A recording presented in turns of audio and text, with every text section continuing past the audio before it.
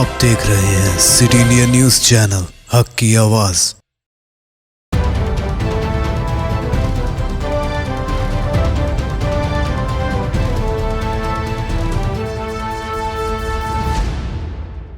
अस्सलाम वालेकुम नाजरीन, मैं Zakia Sadiq city India news के मुत्तहदा ज़िला महबूब नगर के मुकामी ख़बरनामा अक्से महबूब नगर में आपका इस्तकबाल करती हूँ।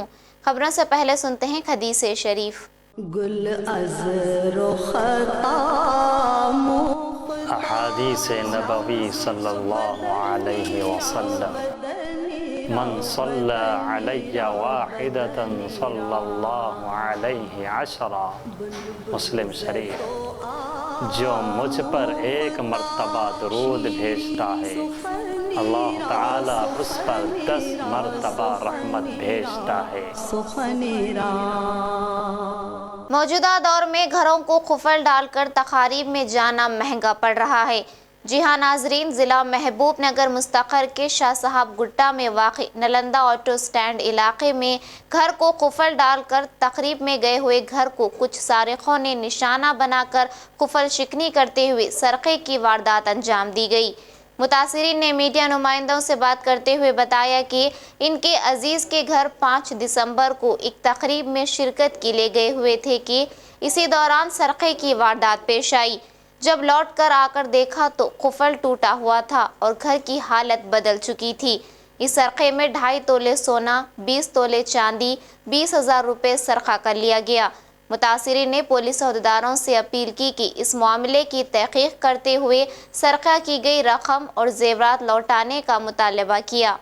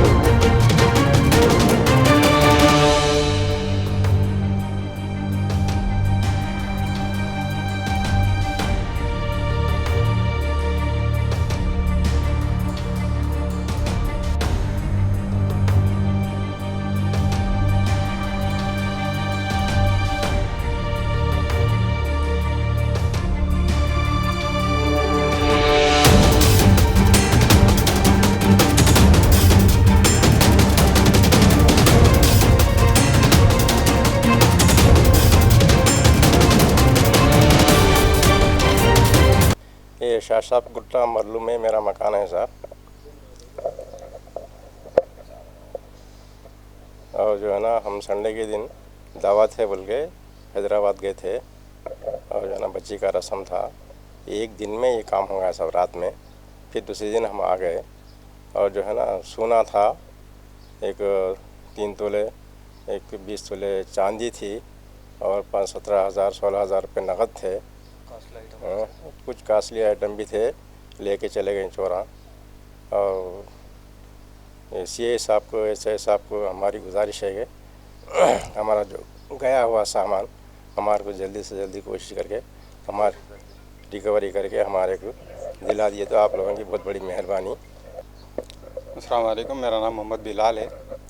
ये अपना जो है घर टीपू सुल्तान चौक नालंदा ऑटो स्टैंड के एरिया में आता। 5 दिसंबर के दिन हम लोग जो है कज़िन सिस्टर के इंगेजमेंट में गए थे।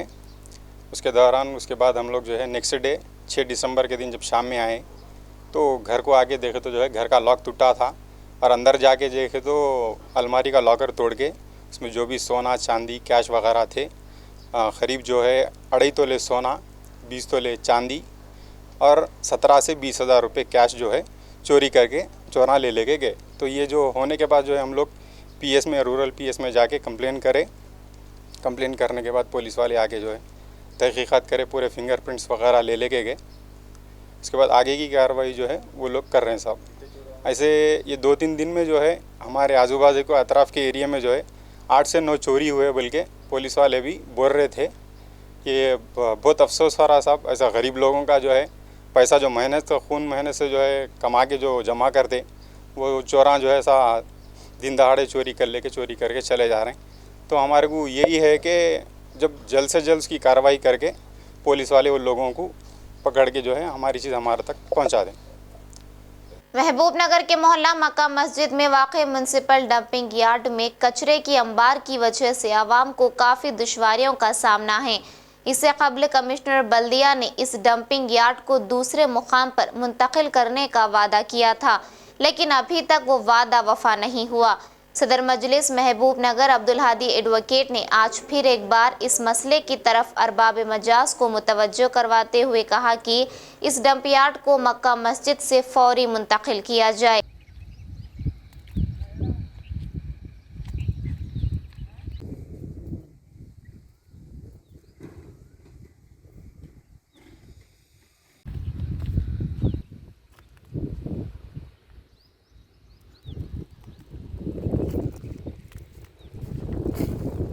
महबूबनगर टाउन के महल वीरानापेट, कोलकुंडा क्रास रोड और चीना दरपली के दरमियान वाक़ पहाड़ी इलाके पर बल्दिया के कचरे के निकासी के बाद कचरा जमा करने के लिए डंपिंग यार्ड बनाया गया था, जो आबादी के दरमियान आ गया है। वक्फे से कचरे को जलाए जाने की वजह से जो धुआं उठता है, उस धुआं से मुतसिला आबादी के बुजुर्ग हज़रात की सेहत मुतासिर हो रही है और उनके दमे की शिकायत और सांस का मसला पैदा हो रहा है। इस ज़िमन में बल्दी कौंसलरा ने मजलिसी बल्दी कौंसलरा ने बल्दिया ने बजली इलाकों में शहर की बढ़ती हुई आबादी के पेश नज़र शहर के चारों तरफ नए डंपिंग यार्ड को तामीर करने का मुतालबा किया था, लेकिन उस मुतालबे को सरफनज़र कर दिया गया है। आज बल्दी अमला लावारिस लाशों और दीगर जानवरों को डंपिंग यार्ड में दफन कर रहे हैं, लेकिन हमारा कुत्तों का झोल उन नाशों को बाहर निकाल कर खा रहा है। इंसानी नाशों को खाने के बाद आवारा कुत्तों में इंसान का डर ख़त्म हो गया है और वो इंसानों पर हमला करते हैं, उनको बेदरी से कतर रहे हैं और लहूलुहान कर रहे हैं। ऐसे में अपने कोरोना वायरस और दीगर वबाई अमराज के ख़िलाफ़ हुकूमत सरगर्म है और वैक्सीन लगाने के लिए लोगों पर जोर डाल रहे हैं। वैसे में बल्दिया कचरे की निकासी या नाशों की दफन करने के मामले में लापरवाही करे और कचरे का धुआं खारिज हो तो इंसानी जानों को खतरा लाक हो सकता है। इसलिए हमारा मुतालबा है कि एडिशनल कलेक्टर जो लोकल बॉडीज़ के जो नौजवान हैं वो मौजूदारों के साथ मैंगलोर टाउन के अतराफ का जायज़ा लें और नए डंपिंग यार्ड्स का इजाफा करके मक्का मस्जिद, वीरानापेट, कोलकुंडा और दरपल्ली के रहने वालों को सेहत को जो लाख खतरा है उसको दूर करें और इंसानी सेहत से खिलवाड़ छोड़कर सेहत का जामिन बने। रुकना संबली डॉक्टर सी लक्ष्मा रेड्डी की तजवीज़ पर जरचल्ला बल्दी हल्के के वार्ड नंबर 2 में सदरनशीन बल्दिया दुर्रेपल्ली लक्ष्मी रविंदर ने वॉलीबॉल ग्राउंड का इफ्तिताह किया। बादअज़ा उन्होंने कहा कि नौजवानों को चाहिए कि वो अपनी ज़िंदगी में खेलों के लिए वक्त फराहम करें। इन खेलों के ज़रिए इंसानी जिस्म की नशोनुमा और जहनी सुकून हासिल होता है। उन्होंने इस मौके पर जरचल्ला के नौजवानों से अपील की कि वो इस वॉलीबॉल मैदान से फ़ायदा उठाएं। इस मौके पर नायब चेयरमैन सारिका राम मोहन के अलावा दीगर मौजूद थे। जरचल्ला से नुमाइंदा सिटी इंडिया न्यूज़ अजमत अली की रिपोर्ट।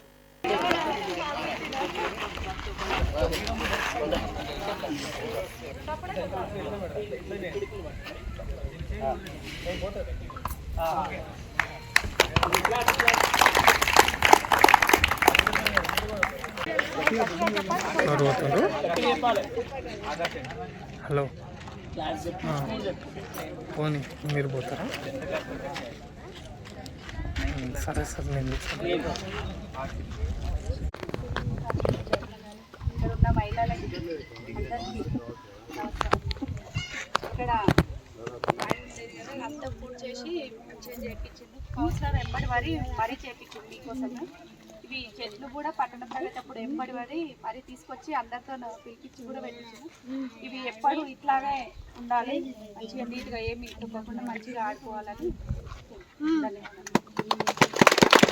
जिला विकाराबाद परगी मंडल जूनियर कॉलेज के रियाजी लेक्चरार के माहाना तनख्वाहों के मसाइल के हल के लिए कॉलेज के तलबा ने परगी बीजापुर के शाहराह पर 2 घंटों तक रास्ता रोको एहतजाज किया, जिसकी वजह से ट्रैफिक तातुल का शिकार रही। इसके बावजूद भी आला ओहदेदारों के ना पहुंचने पर तलबा ने बरहमी का इजहार किया। आखिरकार पुलिस ने इस एहतजाजियों को समझा बुझाकर एहतजाज को ख़त्म कराया। परगी से नुमाइंदा city India news Mohammad Majid की रिपोर्ट।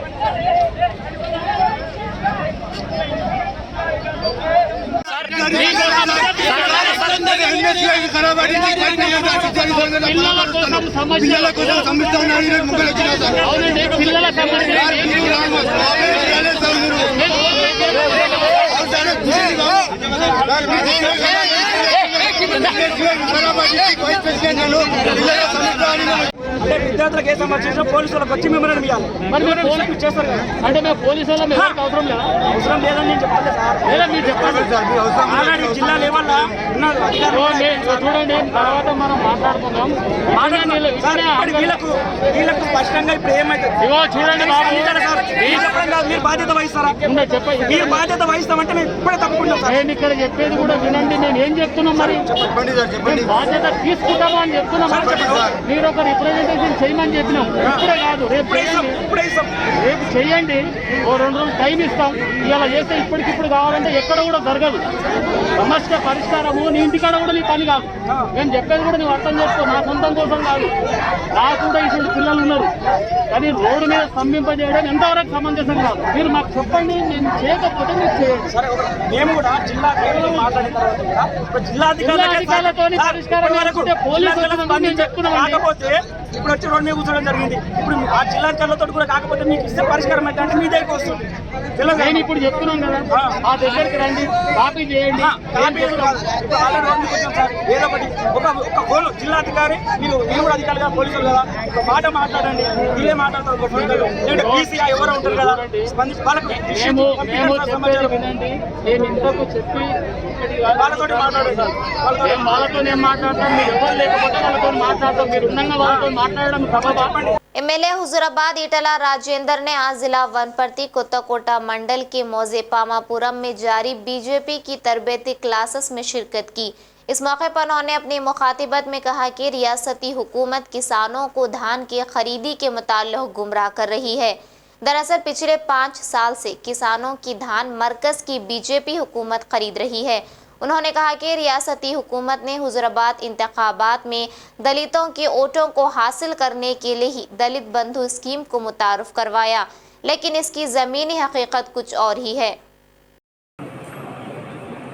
నష్టం జరిగే ఆస్కారం ఉంది కాబట్టి దాన్ని ప్రభుత్వం ఇక్కడే పూర్తిస్థాయిలో చర్చించి వాళ్ళని మెప్పించి ఒప్పించి మాత్రమే ఇవ్వాలి తప్ప బలవంతంగా రుద్ది వాళ్ళ పేరు డబ్బుని బ్రోకర్లకు అప్పచెప్పే ప్రయత్నం ప్రభుత్వం చేయొద్దని చెప్పి నేను డిమాండ్ చేస్తా ఉన్నా.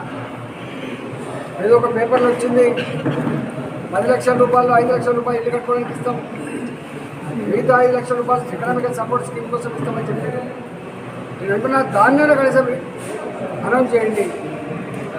ముఖ్యమంత్రి గారి నిజాయితీ ఉంటే, చిత్తశుద్ధి ఉంటే 10 లక్షల రూపాయలు దళిత బంధు అని చెప్పి 1 లక్ష రూపాయలు 2 లక్షల రూపాయలు ఇచ్చి చేతులు దొరుకునే ప్రయత్నం చేయదు. ఆ 10 లక్షల రూపాయల మీద పూర్తి హక్కుని, పూర్తి బాధ్యతల్ని, పూర్తి స్వేచ్ఛని లబ్ధిదారుడిగా ఇవ్వాలని చెప్పి డిమాండ్ చేస్తూ ఉన్నాం. దాని మీద కలెక్టర్ల పెత్తనం కానీ, దాని మీద బ్యాంకు యాజమాన్యాల పెత్తనం కానీ ఉండకూడదని చెప్పి నేను డిమాండ్ చేస్తూ ఉన్నాం. ఇంకా వాచ్ చేస్తూ ఉన్నాం. ఇవాళ ఎన్నికలు అయిపోయి కూడా నెల 5 రోజులు అవుతుంది. తానే కుర్చీ చేసుకొని అమలు చేస్తా అని చెప్పిన ముఖ్యమంత్రి ముఖం చాటేసిండు. ఇవన్నీ కూడా ఒడ్డెక్కేదాకా ఓడమల్లప్ప, ఒడ్డెక్కినాక బోడమల్లప్పలాగా అవసరం ఉంటే ఒక మాట, అవసరం లేకపోతే ఇంకో మాట లేక ఇవన్నీ గమనిస్తూ ఉన్నారు. ఇవాళ మీ తక్కుటమారా విద్యలు, మీ గజకన్న కోకన్న చేస్తున్నారు తెలంగాణ ప్రజల్లో పూర్తిగా అర్థమైనవి కాబట్టి మోసాలను పక్కకు పెట్టి తెలంగాణ ప్రజల కష్టాలు తీర్చే, దళితుల కన్నీళ్ళు తీర్చే ప్రయత్నం చేయాలని చెప్పి డిమాండ్ చేస్తాం. नाज़रीन, आप हमारे तमाम प्रोग्रामों का मुशाहिदा city digital set top box के चैनल नंबर 6 और हैदराबाद में एजी सेट टॉप बॉक्स के चैनल नंबर 50 पर मुशाहिदा कर सकते हैं। इसके अलावा यूट्यूब, फेसबुक और इंस्टाग्राम पर भी आप हमारे तमाम प्रोग्रामों का मुशाहिदा कर सकते हैं। नाज़रीन, आप यूट्यूब पर हमारे वीडियोस देख रहे हैं तो यूट्यूब पर हमारे चैनल को सब्सक्राइब करें, लाइक और शेयर करें। तो नाज़रीन, अब मुझे ज़किया सादिक को इजाज़त दे और देखते रहिए आपका अपना पसंदीदा चैनल सिटी इंडिया न्यूज़, हक़ की आवाज़। शब बख़ैर, अल्लाह हाफ़िज़।